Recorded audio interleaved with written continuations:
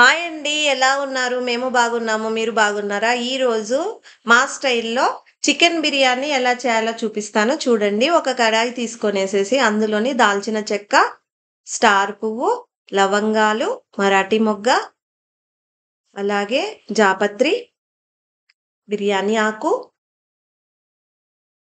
Chicken మంచిగా కడుక్కున్నటువంటి chicken, పచ్చిమిరపకాయలు, onions, ఒక 2 ఆనియన్స్, కరివేపాకు, చిల్లీ పౌడర్, ధనియా పౌడర్, పెరుగు, ఉప్పు,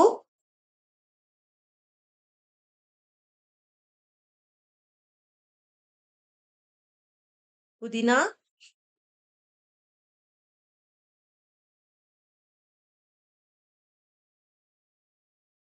ఆయిల్,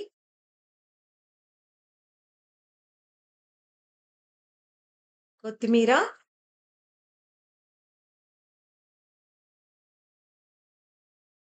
పసుపు, అల్లం వెల్లుల్లి పేస్ట్ వేశాను. అది వీడియో తీయటం మర్చిపోయినాను ఫ్రెండ్స్. ఈ విధంగా మంచిగా మిక్స్ చేసుకోవాలి.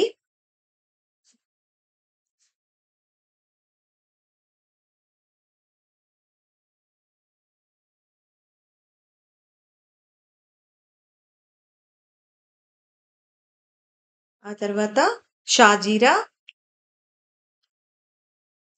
లెమన్,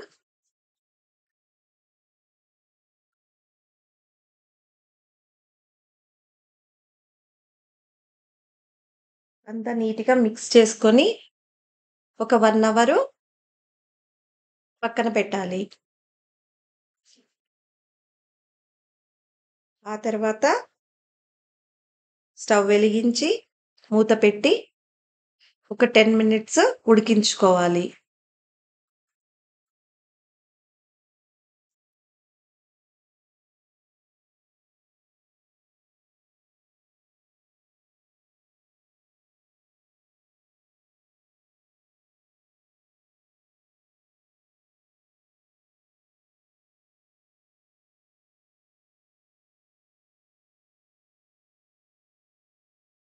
ఈ విధంగా మూత పెట్టి ఉడికించుకోవటం వలన వాటర్ అవసరము ఉండదు.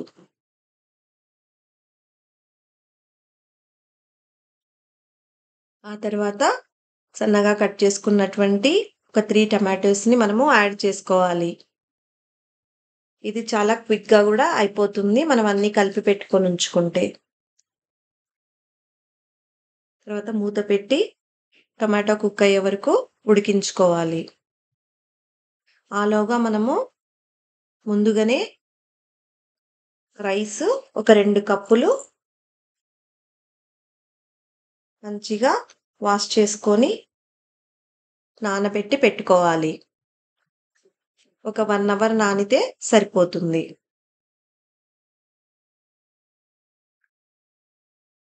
చూడండి ఈ విధంగా టమాటా అంతా మగ్గిపోయి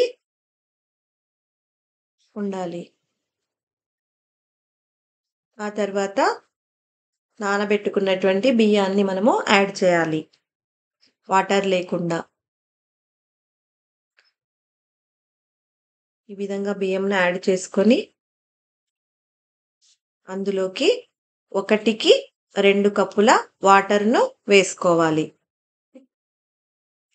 ఈ విధంగా మంచిగా మిక్స్ చేసుకొనేసేసి మూత పెట్టి ఉడికించుకోవాలి.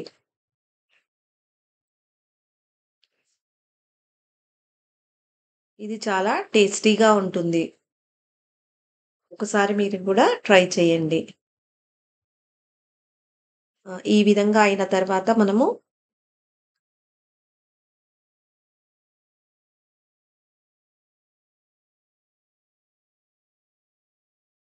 కొత్తిమీర, అలాగే కాస్త నెయ్యి,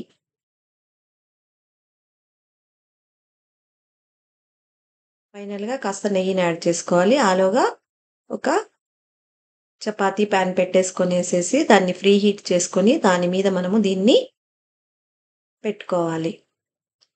ఇలా ఒక 5 మినిట్స్ మనం పెట్టామంటే మంచిగా బిర్యానీ అడుగంటకుండా రెడీ అవుతుంది.